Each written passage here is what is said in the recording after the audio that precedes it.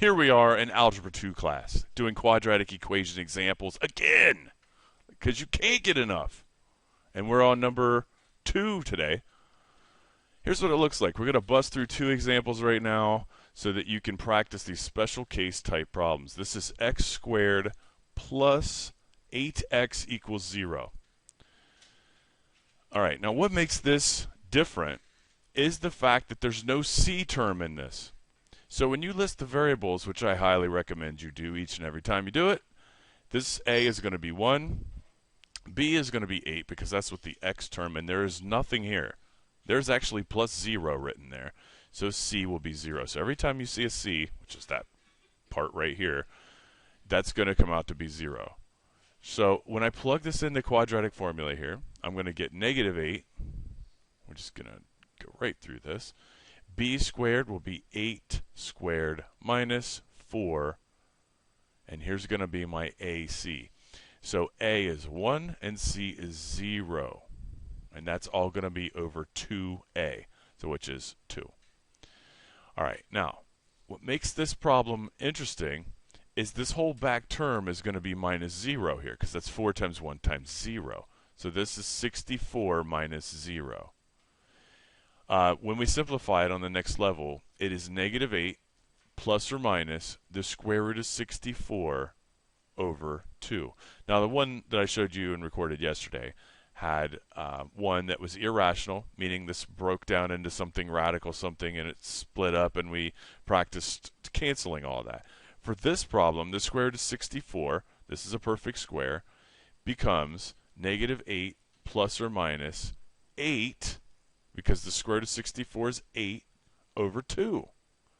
So this is what you want to have happen. Although after you do these for a while, it seems like this is the rarity that happens. So you break this up into negative 8 plus 8 over 2 and negative 8 minus 8 over 2. Negative 8 plus 8 over 2 is 0 over 2. And anytime 0 is on the top, that answer is 0. So that's a solution. And on the other one, it's negative 16 over 2, which is negative 8. So the two solutions on this problem, 0, negative 8. If you need to back it up and check that out again, by all means do so. Next example, keeping this ball rolling, is going to be number 5. Or is that the one I said? 4. X squared plus 6x plus 9. So that is x squared plus 6x plus 9 equals 0. And that was number 4. And this is, of course, on page 281. Algebra 2. Quadratic formula on this. A, B, C. And again, normally I would try to factor that because I think it will, but we're just going to plug this into quadratic because that's what we're trying to do. So A is 1, B is 6, C is 9, all positive. Okay? So over here, negative B, that's going to be negative 6 this time, plus or minus the square root of B squared minus 4AC. So that's going to be 6 squared minus 4 times A times C. A is 1, B is 9. Over 2A, which is, of course, 2 times 1, which is 2. Okay? I didn't make a mistake there, did I? I did where? B was 9. I wrote the right thing and said the wrong thing. Okay. That's just my brain getting ahead of my mouth. Okay. So this is all good. So up on top of this radical symbol, we're going to put our work. So this is 6 squared, which is 36, minus 4 times 1 times 9. Notice there's just one radical symbol, or negative sign there. So this is going to be a minus, and that's going to be 36. So when this happens, 36 minus 36 is 0. So if I do, you can skip this step here, but I'm not going to for this demo. This is the square root of 0.